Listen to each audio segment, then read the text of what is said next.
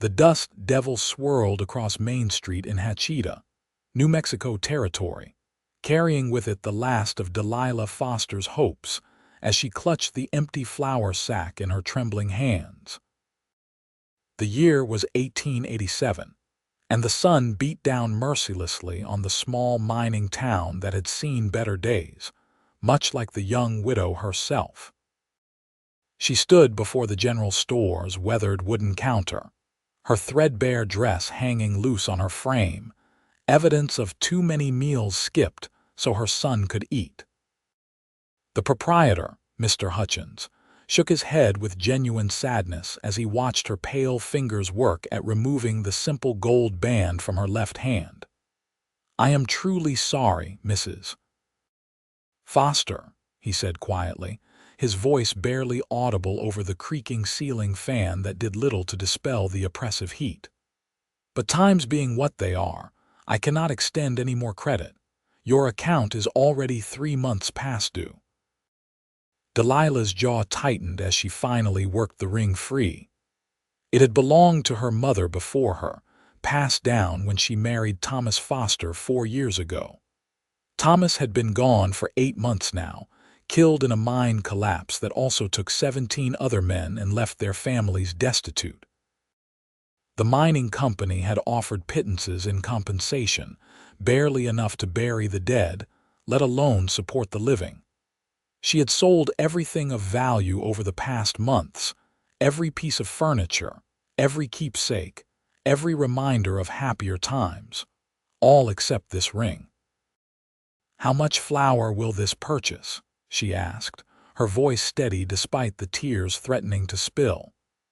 At 22 years old, she had already lived through more hardship than most people faced in a lifetime. Her son, Michael, would turn 3 next week, and she had promised him a birthday cake. The thought of breaking that promise felt like another small death in a string of losses. Mr. Hutchins took the ring, examining it in the light streaming through the dusty window. His expression softened further. "It is worth more than flour, Mrs. Foster. This is good gold. I could give you perhaps 20 pounds of flour, some sugar and coffee as well." "Just the flour, please," Delilah said quickly. She did not want charity disguised as fair trade. Whatever amount the ring is truly worth. The shopkeeper sighed but nodded, moving to fill 2 large sacks with flour from the barrel near the back. As he worked, Delilah allowed herself one last look at the ring sitting on the counter, catching the light. She could almost see Thomas's face the day he slipped it onto her finger, his eyes full of dreams about the life they would build together. Those dreams lay buried in the cemetery on the hill, along with 17 other shattered futures. The bell above the door chimed, and Delilah did not turn to see who entered. She focused instead on the flour sacks, counting her blessings. With careful rationing, this would last perhaps 6 weeks, maybe 2 months if she stretched it thin enough. She could make biscuits, gravy, dumplings. She could keep Michael fed. That was all that mattered.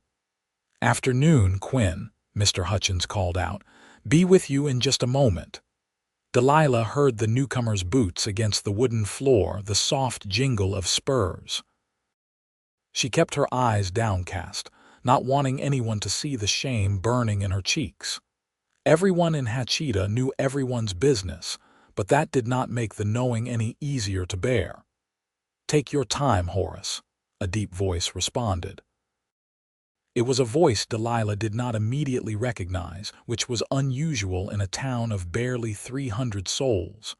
"I am in no particular hurry." Mr. Hutchins set the flour sacks on the counter. "That is 30 pounds, Mrs. Foster. Fair trade for the ring." "Thank you," Delilah whispered. She gathered the sacks, heavy enough that she struggled to lift them both. Her arms shook from more than just the weight. She had not eaten since yesterday morning, saving the last of the bread for Michael's breakfast. "Let me help you with those, madam." The offer came from the stranger, and Delilah finally looked up to meet his gaze. He was tall, probably in his mid-20s, with dark hair that needed cutting and eyes the color of weathered leather. His face bore the kind of tan that came from long days in the saddle, and his clothes, while dusty from travel, were of good quality. A cowboy, clearly, but one who seemed to be doing well for himself. His hat hung down his back on a cord, revealing his full face, and there was something in his expression that caught her off guard. Kindness, genuine and uncomplicated. "I can manage, thank you," Delilah said automatically. She had learned the hard way that accepting help often came with expectations. "I do not doubt that you can," Quinn Ingram said gently, "but that does not mean you should have to. Please, I insist." Before she could protest further, he had lifted both sacks as though they weighed nothing at all. He looked at her expectantly, waiting for direction rather than simply taking over. It was such a small thing, but it had been so long since anyone had shown her such simple courtesy that Delilah found her defenses crumbling slightly. "I live 3 streets over," she said quietly. "The small house with the blue door." "I know it," Quinn replied with a nod. He turned to Mr. Hutchins. "I will return shortly to conduct my business, Horace."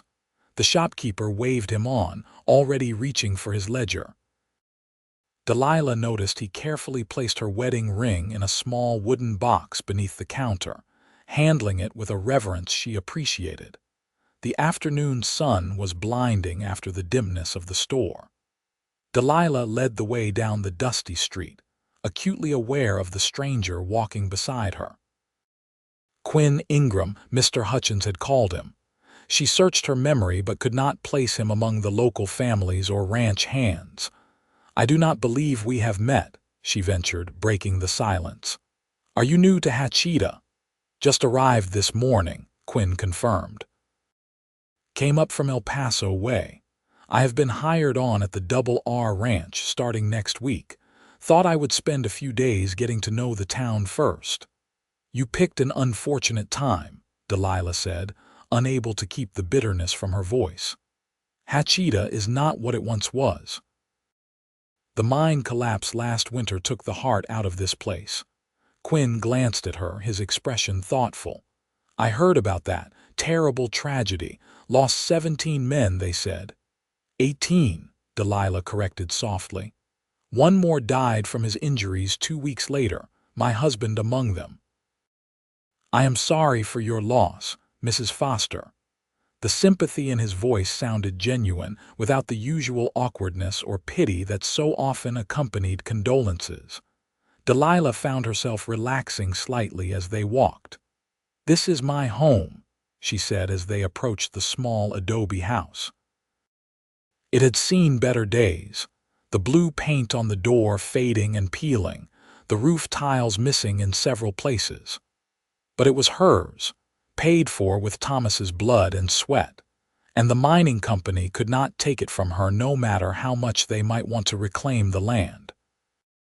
A small boy appeared in the doorway, his face lighting up at the sight of his mother.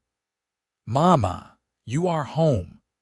Michael launched himself at Delilah, wrapping his arms around her legs with the enthusiastic force only a 3-year-old could muster. She ran her hand through his dark curls, so like his father's, and felt the familiar ache in her chest. "I am home, sweet boy. And look, I have brought flour. We can make biscuits for supper." Michael's eyes widened with delight, then shifted to Quinn with curiosity. "Who are you?" "This is Mr. Ingram," Delilah explained. "He was kind enough to help carry the flour home. Can you say thank you?" "Thank you, Mr. Ingram," Michael parroted obediently, though his attention had already shifted back to the flour sacks. "Can we make the biscuits now, Mama?" Quinn smiled and set the sacks just inside the doorway. "You have a fine boy there, Mrs. Foster. I should be getting back to the store. Perhaps I will see you around town." "Perhaps," Delilah agreed, though she doubted it. Men like Quinn Ingram, with steady work and good prospects, did not typically associate with destitute widows. "Thank you again for your help." He tipped an imaginary hat, having left his actual hat hanging on his back, and walked away without another word. Delilah watched him go for a moment, then turned her attention to Michael and the promise of biscuits. What she did not see was Quinn returning to the general store with purposeful strides. Mr. Hutchins looked up from his ledger as the bell chimed. "That was quick," the shopkeeper observed. "The ring Mrs. Foster traded," Quinn said without preamble. "Is it still available for purchase?" Mr. Hutchins raised his eyebrows but reached beneath the counter for the wooden box. "It is. Are you interested in buying it?" "I am. How much?" The shopkeeper named a price that was fair, perhaps even slightly generous. Quinn counted out the money from his billfold without hesitation, though it represented a significant portion of his savings. He had been planning to use that money to purchase a better saddle, but somehow that seemed far less important now. "Might I ask what you intend to do with it?" Mr. Hutchins asked as he handed over the ring. Quinn turned the simple gold band in his fingers, feeling the weight of it. "I intend to return it to its rightful owner, along with the flower. A woman should not have to choose between feeding her child and keeping her memories." Mr. Hutchins smiled, the expression transforming his usually stern face. "You are a good man, Quinn Ingram. But I will warn you, Delilah Foster is a proud woman. She might not accept charity." "Then I will have to make sure she does not see it as charity," Quinn replied. He pocketed the ring and gathered the supplies he had originally come to purchase, provisions for his first week at the Double R. As he loaded his saddlebags, his mind worked through various approaches, discarding each as too forward or too obvious. The solution came to him as he led his horse back toward the small house with the blue door. It was simple, direct, and gave Delilah the choice to accept or refuse without pressure. He tied his horse to the fence post and approached the door, behind which he could hear Delilah singing softly while Michael giggled. He knocked gently, not wanting to startle them. The singing stopped and footsteps approached. Delilah opened the door, surprise evident on her flour-dusted face. Behind her, the small kitchen table was covered in biscuit dough, and Michael sat on a chair watching with rapt attention. "Mr. Ingram," she said, confusion in her voice. "Did you forget something?" "Not exactly," Quinn said. He pulled the ring from his pocket and held it out to her. "Mr. Hutchins asked me to return this to you. He said he could not in good conscience keep it, knowing what it meant to you." Delilah stared at the ring, then at Quinn, her expression unreadable. "I do not understand. We made a fair trade." "Mr. Hutchins is a sentimental man," Quinn said, maintaining the fiction smoothly. "He has been in business long enough to know that some things have value beyond their material worth. He wanted you to have both the flower and the ring. He said to consider the flower a loan, to be paid back when you are able." It was a calculated risk, invoking the shopkeeper's generosity. Delilah would likely verify the story, but Quinn was betting that Horace Hutchins would play along once he understood the intention. The shopkeeper had not become a fixture of Hachita by being cruel or thoughtless. Delilah's hand trembled as she reached for the ring. For a moment, Quinn thought she might refuse it. Then her fingers closed around the gold band and she brought it to her chest, her eyes glistening with unshed tears. "I do not know what to say," she whispered. "You do not have to say anything," Quinn assured her. "Just enjoy those biscuits with your son." He turned to leave, but her voice stopped him. "Mr. Ingram, wait." Delilah stepped out onto the small porch, pulling the door partially closed behind her so Michael could not hear. "I will check with Mr. Hutchins tomorrow. If what you say is true, then I am grateful beyond words. But if you are the one who purchased this ring, if you are trying to do me a kindness out of pity, I need you to know that I cannot accept it." Quinn met her eyes, seeing the steel beneath the softness. This was a woman who had been tested by fire and emerged tempered rather than broken. "Why would I do such a thing for a stranger?" he asked quietly. "I do not know," Delilah admitted. "That is what concerns me. In my experience, men do not perform grand gestures without expecting something in return." The accusation hung between them, justified by whatever experiences had taught her such wariness. Quinn nodded slowly. "You are right to be cautious. I cannot speak to what other men might do. I can only tell you that if I had purchased the ring, which I am not confirming or denying, it would be because I watched you give up a piece of your heart to feed your child, and that struck me as the bravest thing I have seen in a very long time. I would expect nothing in return except perhaps the knowledge that somewhere in this hard world, a little boy got to eat biscuits made by his mother, and she got to keep a reminder of someone she loved." Delilah studied him for a long moment, searching his face for deception or ulterior motive. Whatever she saw there must have satisfied her, because her expression softened slightly. "You are either a very good man or a very good liar," she said finally. "Perhaps a bit of both," Quinn said with a small smile, "though I try to lean toward the former." Despite herself, Delilah smiled back. It was a small expression, brief as a desert rainfall, but it transformed her face. Quinn found himself wondering what she had looked like before grief had carved lines around her eyes. "Go check with Mr. Hutchins tomorrow," he suggested. "See what he says. In the meantime, I believe you have biscuits to make." This time when he walked away, he felt her eyes on him until he reached his horse. He did not look back, but he allowed himself a small smile as he mounted up. Tomorrow would bring its own challenges, not least of which would be convincing Horace Hutchins to maintain the fiction. But tonight, a widow and her son would have full bellies and a wedding ring safely returned to its owner. That seemed like enough.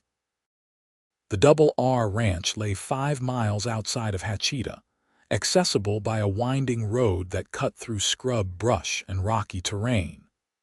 Quinn made the journey as the sun began its descent toward the horizon, painting the desert sky in shades of orange and purple. The ranch itself was larger than he had expected, with a sprawling main house, several outbuildings and corrals that could hold hundreds of cattle. This was no small operation. He was greeted by the foreman, a grizzled man named Bill Crawford, who looked like he had been born in the saddle. Crawford showed him to the bunkhouse where he would be staying, a long building that housed 12 other ranch hands. The men were a mix of ages and backgrounds, united by their skill with horses and cattle. They welcomed Quinn with the easy camaraderie of men who understood that survival often depended on trusting the person beside you. That evening, as Quinn settled onto his bunk, one of the other hands, a younger man named Pete, struck up a conversation. "Crawford mentioned you spent the day in town," Pete said. "Not much to see there these days, I am afraid. Place has been dying slowly since the mine collapse." "I noticed it seemed quiet," Quinn acknowledged. "Met a widow, Mrs. Foster. Seems like she has had a hard time of it." Several of the men nodded solemnly. An older hand named Dutch spoke up. "Delilah Foster. Good woman, that one. Her husband Thomas was well liked, worked himself to the bone trying to provide for his family. The mine took him like it took so many others. She has been struggling ever since, trying to raise that boy on her own." "Anyone in town helping her?" Quinn asked, trying to sound casual. Dutch shrugged. "People do what they can, but most folks are barely getting by themselves. The mine was the lifeblood of Hachita. Without it, there is not much work to be had. The Foster woman does washing and mending for folks when she can, but it is not enough to make ends meet." Quinn filed this information away, his mind already working through possibilities. He had a steady job now, regular wages. Surely there was something he could do to help without insulting Delilah's pride. The challenge would be finding the right approach. The next morning, Quinn rode into town on his day off. His first stop was the general store, where he found Mr. Hutchins sweeping the front porch. "Good morning, Quinn," the shopkeeper said with a knowing smile. "I had an interesting visitor earlier. Mrs. Foster came by to verify a certain story about her wedding ring." Quinn winced. "I apologize for putting you in that position. What did you tell her?" Mr. Hutchins set aside his broom and leaned against the porch railing. "I told her the truth, that you purchased the ring and asked me to say it was my doing. I also told her that in 40 years of running this store, I have never seen a purer act of kindness from a stranger." "How did she take it?" "About as you would expect. She was angry at first, said she could not accept such charity. But I convinced her that accepting help when it is freely given is not the same as accepting charity. I told her that you asked nothing in return, expected nothing, and would likely be embarrassed if she made a fuss about it." Quinn smiled ruefully. "You were right about the last part. The question now," Mr. Hutchins continued, "is what you intend to do next. Because that woman is going to want to pay you back, and she has no way to do it." "I do not want to be paid back," Quinn said firmly. "I know that, and you know that, but Delilah Foster is not going to accept being indebted to anyone. So you need to figure out a way to help her that does not feel like charity, or you need to step back and let her find her own way." The advice was sound, if complicated. Quinn considered it as he walked through town, observing the quiet desperation that seemed to hang over Hachita like dust after a sandstorm.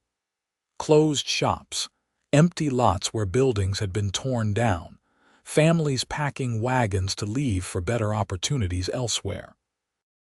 This was a town in its death throes, and the people remaining were those who either had nowhere else to go or were too stubborn to give up. He found Delilah hanging washing in the small yard behind her house. Michael played nearby, building castles in the dirt with a stick. She looked up as Quinn approached, her expression guarded but not hostile. "Mr. Ingram," she said, straightening up. "I spoke with Mr. Hutchins this morning." "I thought you might," Quinn replied. "I apologize for the deception. My intentions were good, but the method was perhaps not the most honest." Delilah studied him for a moment, then gestured to a rough wooden bench beneath a scraggly cottonwood tree.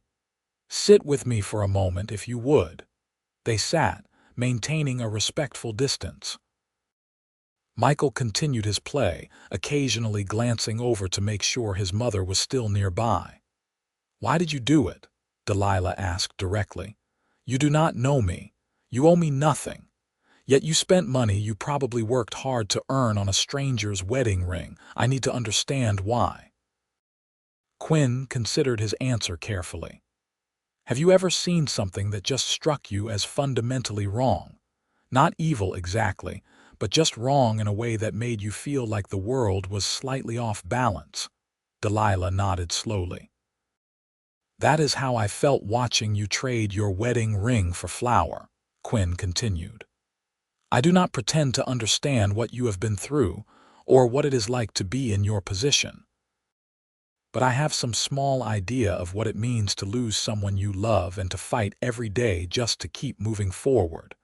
My mother died when I was 14. My father followed her 2 years later, leaving me and my younger sister alone. I know what it is like to make impossible choices." "What happened to your sister?" Delilah asked softly.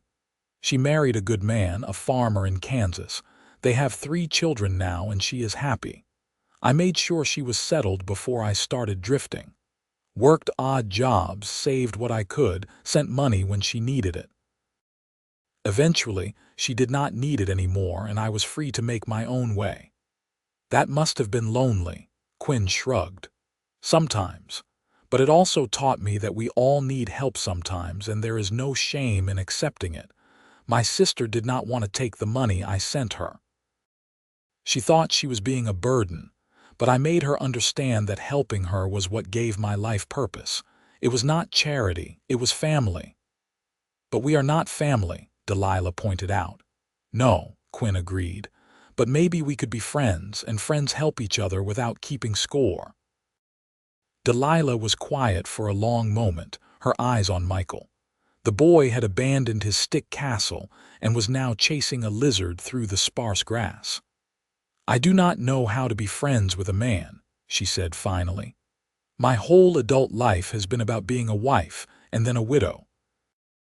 I do not know what it would look like to just be friends with someone like you. Someone like me.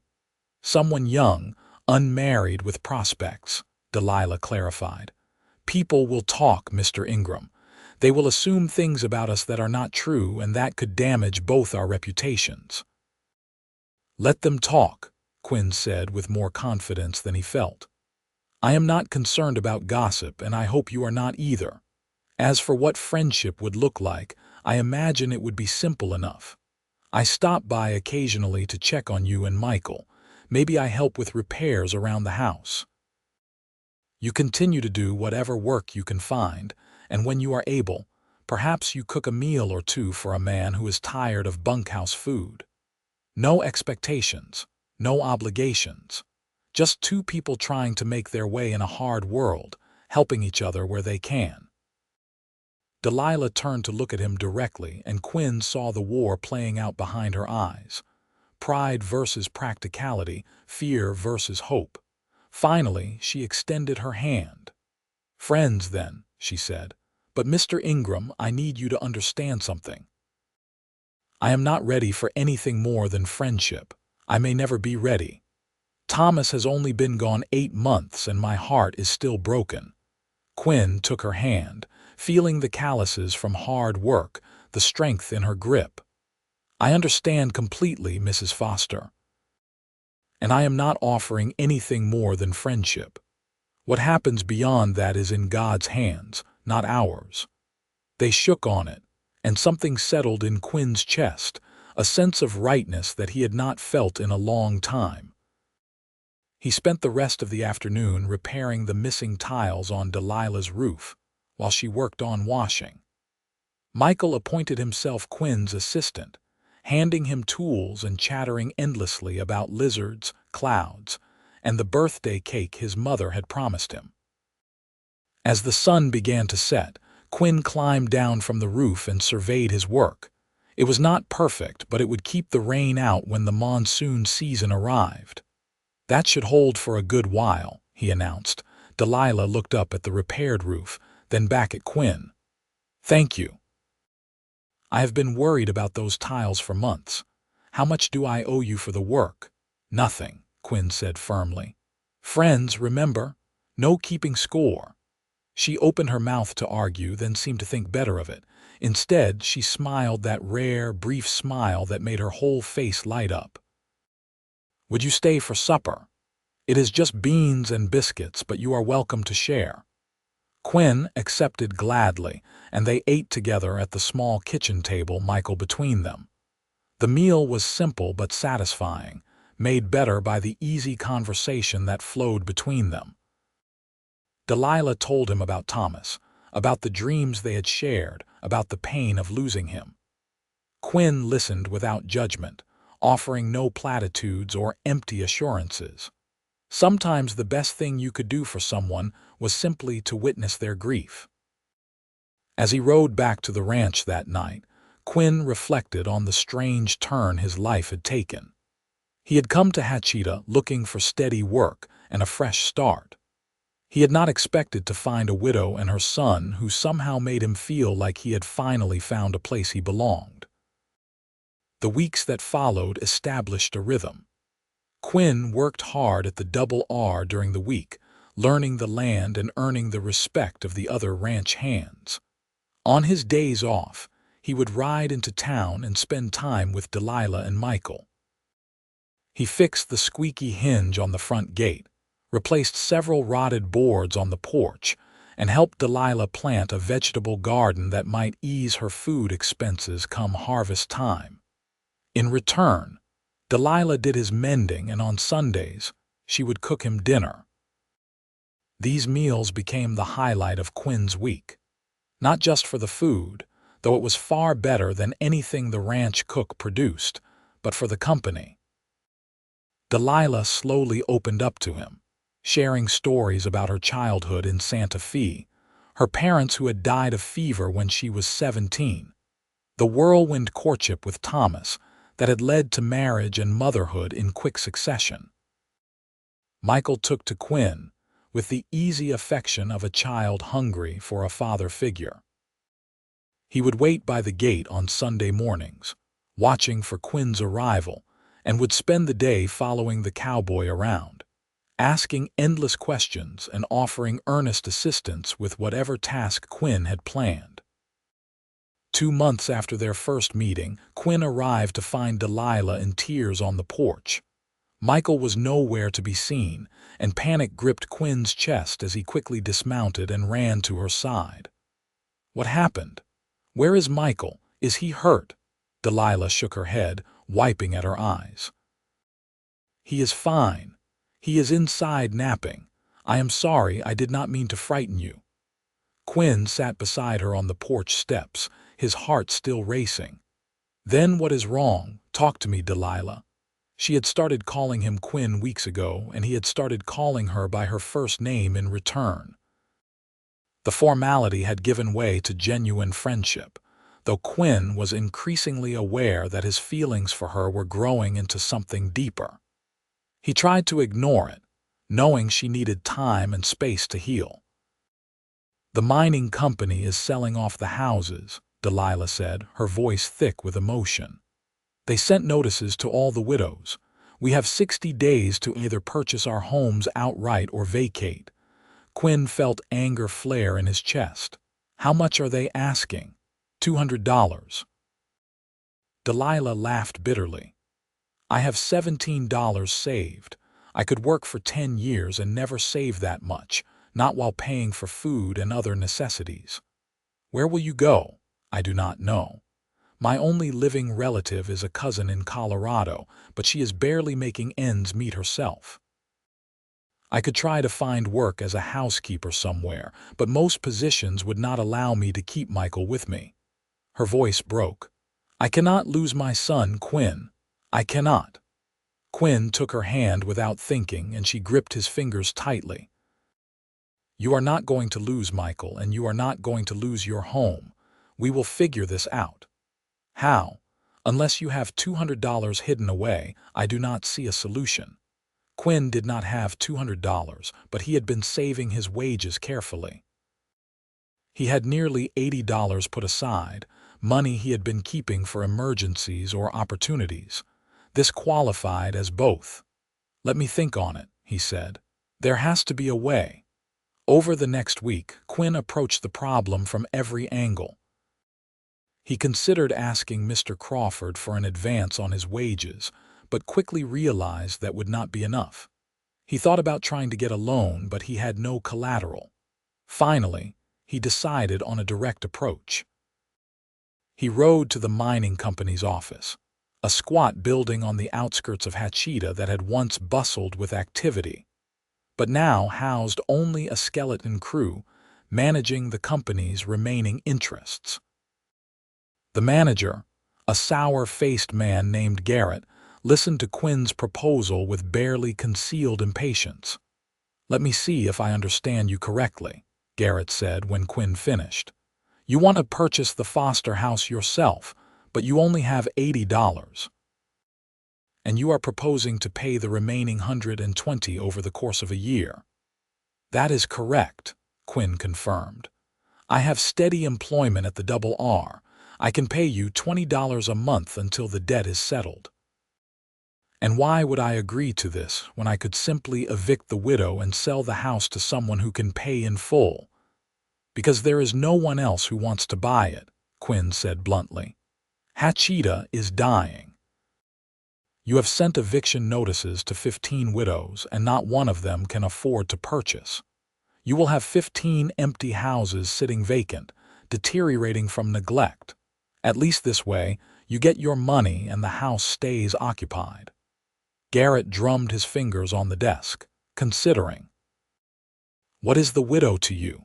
Are you married to her, planning to marry her? She is my friend, Quinn said firmly. That is all you need to know. Friends do not typically spend $200 on each other, Garrett observed. But I suppose it is none of my business. Very well, Mr. Ingram. I will draw up a contract. You will pay me $80 today and $20 on the first of each month for the next 6 months. If you miss even one payment, the contract is void and the property reverts to the company. Are we clear? Crystal clear, Quinn agreed. The contract was drawn up and signed that very afternoon. Quinn paid the $80, watching years of careful saving disappear in a moment. But as he rode back to Delilah's house with the deed in his pocket, he felt no regret. Some things were worth more than money. Delilah was in the garden when he arrived, weeding the rows of vegetables that were finally starting to flourish. She stood when she saw him, brushing dirt from her hands, her expression wary. "You look like you have news," she said. "I do." Quinn dismounted and pulled the deed from his pocket. "Your house is safe. You have no need to worry about eviction." Delilah stared at the paper he held out. "I do not understand. How is that possible? I purchased it from the mining company." "Well, I am purchasing it. I have 6 months to pay off the balance, but the important thing is that you and Michael can stay." The color drained from Delilah's face. "Quinn, no, you cannot do this. This is too much." "It is done," Quinn said gently. "The contract is signed. The house is secure. But the money. How much did this cost you?" "That does not matter. It matters to me." Delilah's voice rose, anger and confusion warring in her expression. "Quinn, I cannot let you do this. It is too much. I can never repay you." "I do not want to be repaid," Quinn said, his own voice rising to match hers. "Delilah, listen to me. This is not about repayment or obligation. This is about doing what is right. You and Michael deserve a home. You should not have to live in fear of losing it." "Why?" Delilah demanded. "Why do you keep doing these things for me? First the ring, then all the repairs, and now this. What do you want from me, Quinn?" It was the question he had been dreading, the one he had been asking himself in the quiet hours of the night. What did he want from Delilah Foster? The truth was complicated and terrifying and impossible to ignore any longer. "I want you to be happy," Quinn said quietly. "I want Michael to grow up safe and secure. I want to see you smile more often and cry less. I want to be part of your life in whatever way you will allow me to be. And yes, Delilah, if I am being completely honest, I want more than friendship. But I know you are not ready for that, and I respect it. So I will take what you can give me and be grateful for it."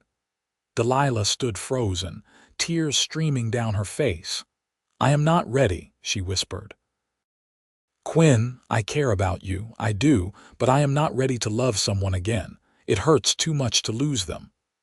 "I know," Quinn said.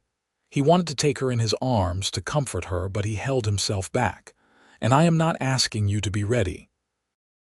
I am just asking you to let me care about you and Michael. Let me help where I can. The rest will sort itself out in time, or it will not. Either way, you will always have a home." "You are too good," Delilah said, her voice breaking. "Too good for this world, and certainly too good for me." "That is not true, and you know it." They stood in the garden as the sun climbed higher, neither speaking, the weight of unspoken feelings hanging between them. Finally, Delilah wiped her eyes and straightened her shoulders. "I do not know how to do this," she admitted. "I do not know how to accept this level of kindness without feeling like I am taking advantage of you." "You are not taking advantage of me," Quinn assured her. "I am making my own choices. All you have to do is let me." Delilah nodded slowly. "All right. But Quinn, I want you to know that even though I am not ready now, I can see myself possibly being ready someday. You have been patient and kind and everything a person should be. If I ever do open my heart again, I would want it to be to someone like you."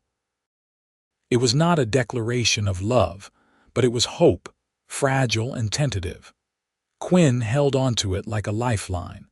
The months that followed were both the happiest and most frustrating of Quinn's life. He continued his work at the Double R, pushing himself hard to ensure he never missed a payment to the mining company. Every dollar he earned beyond his basic needs went toward paying off the house.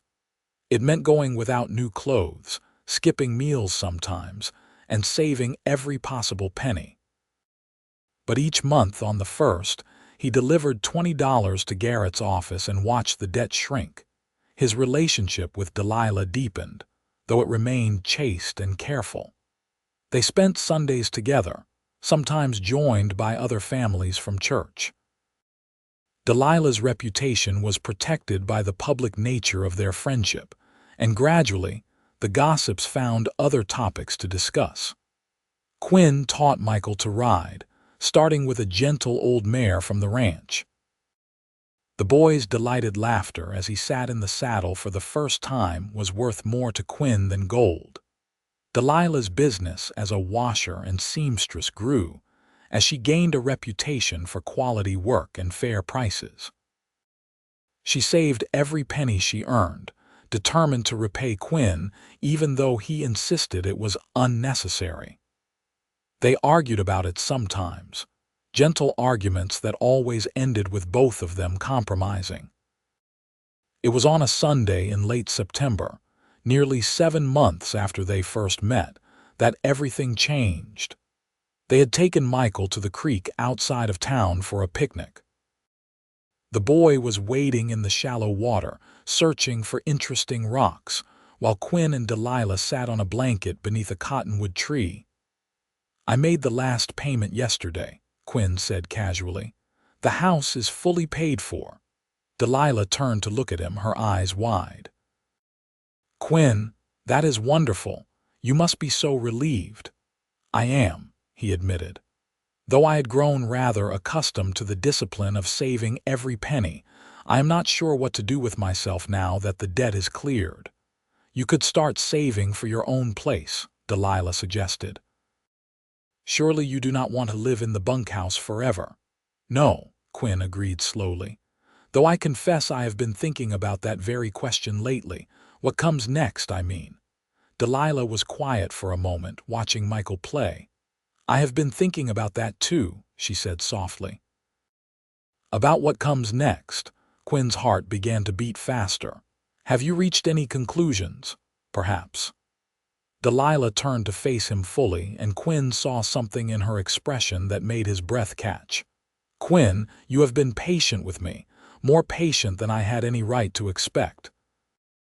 You have given me time to grieve, space to heal, and kindness beyond measure.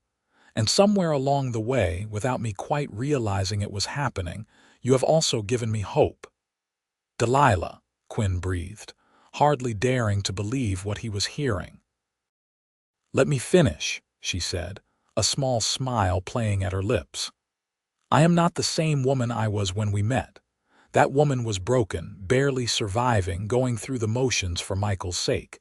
But you helped me become someone new. Someone who can laugh again, who can think about the future without fear. You did not try to replace Thomas or make me forget him. You just stood beside me while I found my way back to being whole." Quinn reached for her hand, and she let him take it, her fingers intertwining with his. "I think I am ready now," Delilah continued. "Ready to love again, ready to take a chance on happiness, even knowing it might hurt. And Quinn, if you are still interested, if you have not gotten tired of waiting, I would very much like to see where this might go." "Tired of waiting?" Quinn repeated incredulously. "Delilah, I would wait a lifetime for you. I would wait 10 lifetimes." She laughed, the sound pure and joyful. "I do not think that will be necessary. I am saying yes, Quinn. Yes to courting, yes to exploring these feelings between us, yes to the possibility of a future together." Quinn cupped her face in his hands, his thumbs brushing away the happy tears that streaked her cheeks. "May I kiss you?" "I wish you would," Delilah whispered. Their first kiss was gentle and sweet, full of promise and hope. When they finally pulled apart, they found Michael standing at the edge of the blanket, watching them with wide eyes. "Are you my papa now?" the boy asked Quinn seriously. Quinn glanced at Delilah, who nodded encouragingly. "Not yet," Quinn told Michael, "but maybe someday if that would be all right with you." Michael considered this for a moment, then launched himself at Quinn, wrapping small arms around his neck. "I would like that very much." The three of them sat together on the blanket, watching the creek flow past, and Quinn felt a sense of peace settle over him. This was what he had been searching for without knowing it. Not adventure or wealth or glory, but simply this: a woman he loved, a boy who needed him, and the promise of a future built together. Their courtship was the talk of Hachita, but not in the malicious way Delilah had feared. People saw the happiness that had returned to the young widow's face and approved.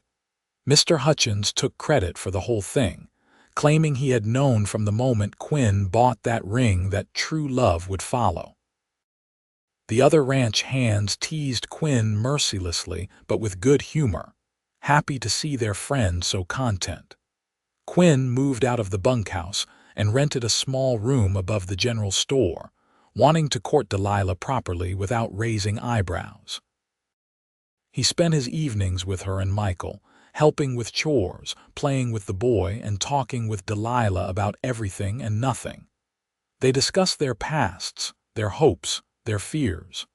They learned each other's quirks and habits. They fell deeper in love with each passing day. On Christmas Eve, 6 months after their first kiss, Quinn asked Delilah to marry him. He did it simply, without grand gestures or elaborate speeches. They were sitting by the fire after Michael had gone to bed, and Quinn just took her hand and spoke from his heart. "Delilah Foster, you are the strongest, bravest, most beautiful woman I have ever known. You have given me a purpose and a home when I did not even know I was looking for either. Would you do me the honor of becoming my wife?" He did not have a ring to offer, not yet. But Delilah did not seem to notice or care. She threw her arms around him and said yes through her tears, kissing him with a passion that made his head spin. They were married in February of 1888 in a simple ceremony at the small church in Hachita. Delilah wore a dress she had made herself, pale blue with white lace at the collar. Quinn wore his best suit, purchased special for the occasion. Michael served as ring bearer, taking his job very seriously as he carried the simple gold bands they had chosen together. The whole town turned out for the wedding and the celebration that followed. Mr. Hutchins provided the cake, the women of the church prepared a feast, and someone brought out a fiddle for dancing. As Quinn and Delilah took their first dance as husband and wife, he looked down at her radiant face and marveled at the journey that had brought them together. "Happy?" he asked her. "Beyond words," Delilah replied. "Though I confess, I keep waiting for something to go wrong. This all feels too good to be true." "It is true," Quinn assured her, "and nothing is going to go wrong. We are going to build a life together, you and me and Michael. We are going to be happy," and they were. Quinn moved into the little house with the blue door, the house he had bought to save but which now belonged to all of them. He adopted Michael legally, giving the boy his name and all the rights and privileges that came with it. Michael took to calling him Pa without any prompting, and Quinn's heart swelled every time he heard it. Delilah's washing and mending business continued to grow, and Quinn's steady wages from the Double R provided stability. They were not wealthy by any means, but they had enough. They had each other, and that was more than enough. In the fall of 1888, Delilah told Quinn she was expecting a child. The news filled him with a joy so profound he could barely speak. He had loved Michael from the first day as though the boy were his own flesh and blood, but the idea of a child created from his love with Delilah was overwhelming in its beauty. Their son was born in May of 1889, in the same bed where Michael had been born 6 years earlier. The labor was long and difficult, and Quinn spent hours pacing the floor while the midwife tended to Delilah. When he finally heard the baby's cry, he thought his heart might burst from his chest. "You have a son," the midwife announced, opening the door with a tired smile. "Both mother and baby are healthy. You can come in now." Quinn entered the room to find Delilah propped against pillows, exhausted but radiant, holding a tiny bundle wrapped in a quilt. Michael sat beside her on the bed, peering at his new brother with fascination.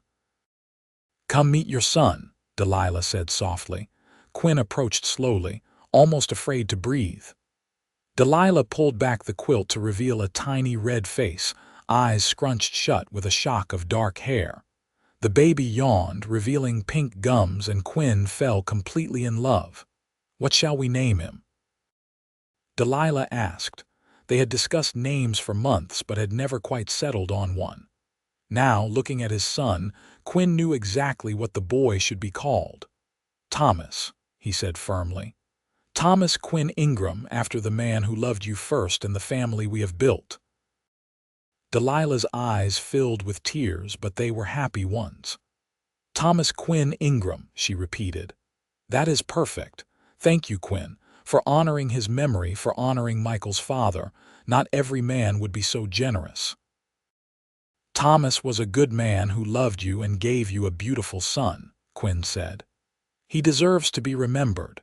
And this way, Michael will always carry a part of his first father with him." Michael, who had been listening solently, looked up at Quinn with shining eyes.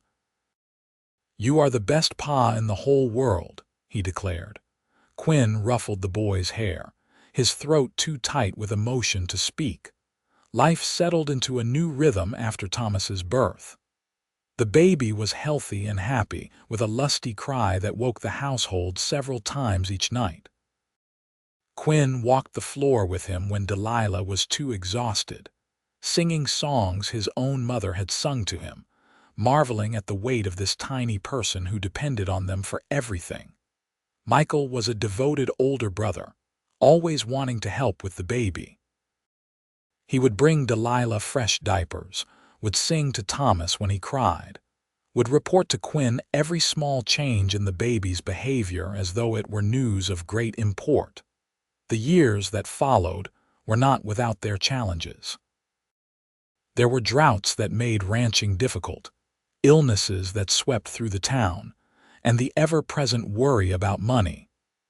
But through it all, Quinn and Delilah faced everything together, their love growing stronger with each obstacle they overcame. In 1891, their daughter was born, a small, fierce thing with Delilah's blue eyes and Quinn's stubborn chin. They named her Sarah, after Quinn's mother. Michael was 8 by then, old enough to be genuinely helpful with the baby. Thomas was 2, a whirlwind of energy and curiosity who got into everything and kept them constantly on their toes. The little house with the blue door seemed to burst at the seams with their growing family, but somehow they made it work. Quinn added a room onto the back, then another. The garden expanded to feed more mouths. Life was full and chaotic and more beautiful than Quinn had ever imagined possible. By 1893, Hachita had found new life. A railroad spur had been built through the town, bringing commerce and opportunity. The population began to grow again, slowly but steadily. New businesses opened. The school, which had nearly closed for lack of students, now had 2 full classrooms. Hope had returned to the little town in the New Mexico territory. Quinn had been promoted to assistant foreman at the R, a position that came with increased responsibilities and better pay. Delilah's sewing skills had evolved into a small dressmaking business, creating beautiful garments for the ladies of Hachita and surrounding towns. They were prospering in a modest way, able to save money and plan for their children's futures, On their 5th wedding anniversary, Quinn took Delilah to the same creek where they had shared their first kiss.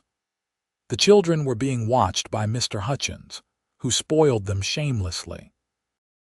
It was a warm spring day, and the cottonwood trees were full of new leaves. They spread a blanket beneath the same tree where they had sat years before, and Quinn pulled out a small package wrapped in brown paper. "I have something for you," he said, suddenly nervous. Delilah took the package, her eyes curious. She unwrapped it carefully to reveal a small velvet box. Inside was a ring, gold set with 3 small sapphires. "Quinn, it is beautiful," Delilah breathed, "but we cannot afford something like this." "Actually, we can," Quinn said with a smile. "I have been saving for it for 2 years. You deserve something beautiful, Delilah. You deserve diamonds and emeralds and all the finest things in the world. This is just a start." Delilah slipped the ring onto her finger above her wedding band. The sapphires caught the light, sparkling blue like her eyes. "You know I do not need expensive things to be happy. I have everything I need right here." "I know," Quinn said, "but I wanted you to have it anyway. I wanted you to look at it and remember that you are loved, that you are precious, that you are worth more than all the gold in the world." Delilah kissed him, soft and sweet. "I love you, Quinn Ingram, more than I ever thought possible. You took a broken woman and a scared little boy and gave us a family, a home, a future. You are my miracle." "You are mine," Quinn replied. "That day I walked into Hutchins' store and saw you trading your wedding ring. I had no idea my life was about to change forever. But it did. You changed everything, Delilah. You gave me a purpose, a reason to work hard and plan for tomorrow. You gave me children to love and a home to come back to. You gave me happiness." They sat together beneath the cottonwood tree, watching the creek flow past just as they had on that day 5 years ago. So much had changed since then. So much had grown and flourished. And yet the love between them remained constant, the foundation upon which everything else was built. "Tell me about our future," Delilah said, leaning her head against Quinn's shoulder. "What do you see when you look ahead?" Quinn thought for a moment, picturing the years to come. "I see Michael growing into a fine young man, strong and kind like his father. I see Thomas learning to ride, probably falling off a horse more times than we can count, just like I did. I see Sarah charming everyone she meets and keeping us all on our toes. I see us growing old together, surrounded by grandchildren, still holding hands and stealing kisses when we think no one is looking." "That sounds perfect," Delilah murmured. "Absolutely perfect." And it was. The years unfolded exactly as Quinn had imagined and better. Michael grew tall and strong, inheriting his mother's kindness and his adoptive father's work ethic. He married a sweet girl named Emma when he was 21, and they gave Quinn and Delilah their first grandchildren, twin boys who were holy terrors and absolute joys in equal measure. Thomas followed his father into ranching, developing a gift for working with horses that made him sought after throughout the territory. He was quieter than Michael, more introspective, but he had a gentle soul and a quick smile. He married at 23, choosing a girl who loved horses as much as he did. Sarah was the wild one, the child who challenged every rule and questioned everything. She refused to be confined by society's expectations of what a young lady should be. She learned to ride like a man, to shoot straight, and to speak her mind. When she was 18, she announced her intention to become a teacher, and nothing Quinn or Delilah said could dissuade her. She went to teachers' college in Santa Fe and came back with a degree and a determination to educate every child in Hachita, regardless of their ability to pay. Quinn and Delilah watched their children grow and flourish with pride and wonder. They saw their family expand with grandchildren, then great-grandchildren. They grew old together, their hair turning silver, their faces lining with the evidence of years spent laughing and loving and living fully. The little house with the blue door, which had once seemed barely adequate for two people, became the heart of a sprawling family. Additions were built as needed. The garden grew to enormous proportions, tended by 3 generations. The porch, reinforced and expanded, became the gathering place on Sunday afternoons when the whole family came together. Quinn never forgot the day he had walked into that general store and seen a desperate woman trading her wedding ring for flour. It had been the defining moment of his life, the instant when everything changed. He had bought back that ring, had given her both the flour and the ring, and in doing so had set in motion a love story that would span decades. He kept that original wedding ring, the one that had belonged to Delilah's mother, and then to her. He had it mounted in a shadow box along with a photograph of Delilah as she had looked on their wedding day. Beneath the ring and the photograph, he had engraved a simple message.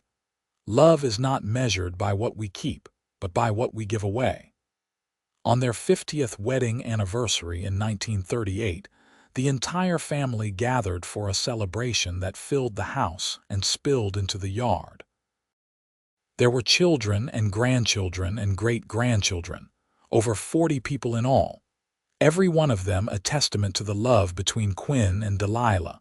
Michael, now 56, and looking more like his adopted father every year, stood to give a toast. My earliest memories are of a time when my mother and I had nothing. We were hungry more often than not, scared of the future, and barely surviving. Then a stranger walked into our lives, a cowboy who saw a woman in need and decided to help without expecting anything in return. That stranger became my father in every way that matters. He taught me what it means to be a good man, to work hard, to love deeply, and to put family first. Pa, Ma, you have given all of us an example of what love should look like. 50 years together, and you still hold hands like newlyweds. That is the legacy you have created, and it is more valuable than gold. Tears streamed down Quinn's weathered face as he stood, pulling Delilah to her feet beside him. They were both in their 70s now, slowed by age but still vibrant, still full of love for each other and for the family they had built. I have been blessed beyond measure, Quinn said, his voice still strong despite his years. When I was a young man, I thought life was about adventure and seeing new places. I drifted from town to town, never putting down roots, never letting myself care too deeply for anyone or anything. Then I came to Hachita, and I met a woman who changed everything. Delilah, you have given me 50 years of happiness. You have given me children and grandchildren and great-grandchildren. You have given me a home and a purpose, and a reason to wake up grateful every single morning.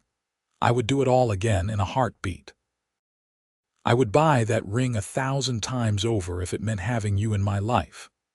Delilah, still beautiful in Quinn's eyes despite the lines and silver hair, smiled up at him with all the love she had shown him for 5 decades.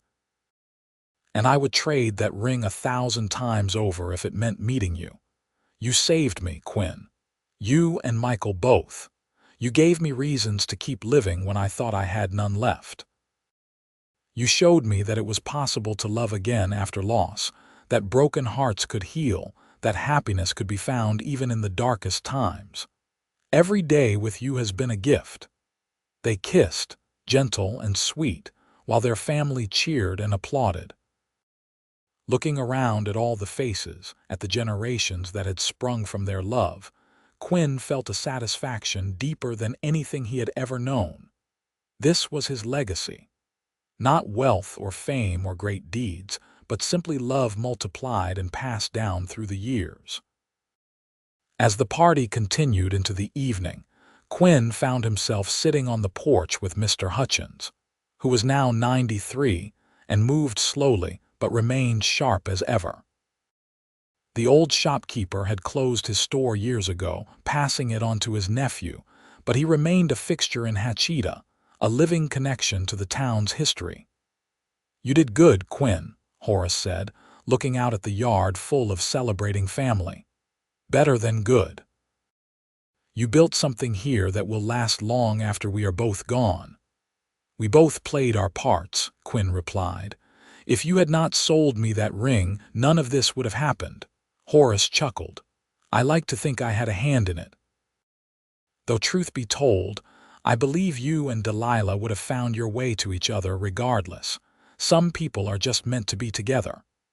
"Maybe so," Quinn agreed. "But I am grateful for the role you played nonetheless." They sat in comfortable silence, watching the sun set over the New Mexico desert, painting the sky in shades of orange and pink and purple. Quinn thought about all the sunsets he had watched from this porch over the years, first alone, then with Delilah, then with their children, now with children and grandchildren and great-grandchildren. Each one had been beautiful, but it was the company that made them special. Delilah came out onto the porch, moving a bit stiffly from arthritis but still graceful. She settled into the chair beside Quinn, and he automatically reached for her hand. Their fingers interlaced, fitting together perfectly after 50 years of practice. "Are you happy, my love?" she asked him quietly. Quinn turned to look at her, this woman who had been his whole world for half a century. Her blue eyes still sparkled with intelligence and humor. Her smile still made his heart skip a beat. She was and always would be the most beautiful woman he had ever seen. "I am more than happy," he told her truthfully. "I am content. I am fulfilled. I am exactly where I am supposed to be with exactly who I am supposed to be with.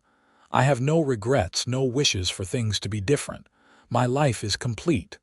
"Mine too," Delilah said softly. "Thank you, Quinn. For everything. For seeing me when I was invisible, for helping when I was helpless, for loving me when I thought I would never love again. You are the best thing that ever happened to me." "We are the best thing that ever happened to each other," Quinn corrected gently. He pulled her close, and she rested her head on his shoulder, just as she had done countless times over the years. They sat together as the stars began to appear in the darkening sky, surrounded by the sounds of their family's laughter and love. Quinn Ingram lived to be 78 years old. He died peacefully in his sleep in 1943, with Delilah holding his hand. His funeral was attended by over 200 people, testament to the life he had lived and the love he had given. He was buried in the cemetery on the hill overlooking Hachita, the town that had become his home. Delilah lived another 5 years after Quinn's death. She never remarried, never wanted to. The love she had shared with Quinn was enough to sustain her through those final years. She spent her time surrounded by family, telling stories about their life together, making sure the grandchildren and great-grandchildren knew the story of how it all began. She told them about a desperate day when she had traded her wedding ring for flour, about a kind cowboy who had bought it back and returned it to her, along with the flour. She told them how that single act of generosity had changed everything, how it had led to friendship, and then to love, and eventually to the sprawling family tree that now included over 60 descendants. When Delilah died in 1948 at the age of 82, she was laid to rest beside Quinn. Their graves sit side by side in that cemetery on the hill, marked by matching headstones. On Quinn's stone is carved, "Beloved husband, father, and grandfather. He gave everything." On Delilah's is carved, "Beloved wife, mother, and grandmother. She loved deeply." Between the two headstones, their children placed a third small marker. On it is mounted a replica of that original wedding ring, the one Quinn had bought back all those years ago. Beneath the ring is engraved the same message Quinn had written in the shadow box. Love is not measured by what we keep, but by what we give away. The little house with the blue door still stands in Hachita, New Mexico. It has been carefully maintained by the family, passed down through the generations. The door has been repainted many times, but it is always the same shade of blue. The porch still creaks in the same spots. The cottonwood tree in the yard, planted by Quinn and Delilah, provides shade in the summer heat. And on Sunday afternoons, the house still fills with family. Great-great-grandchildren play in the yard where Quinn once taught Michael to ride. Delilah's recipes are still used in the kitchen, passed down through the generations. The story of how it all began is still told, kept alive so that no one forgets the power of a single act of kindness, the way one decision to help a stranger can ripple out through time, creating waves of love and family and connection that last for generations.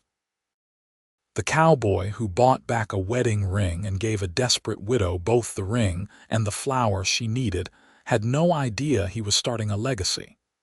He just knew that a woman needed help, and he had the means to provide it. Everything else followed from that simple choice, that moment of compassion and generosity. And in the end, is that not what love always is?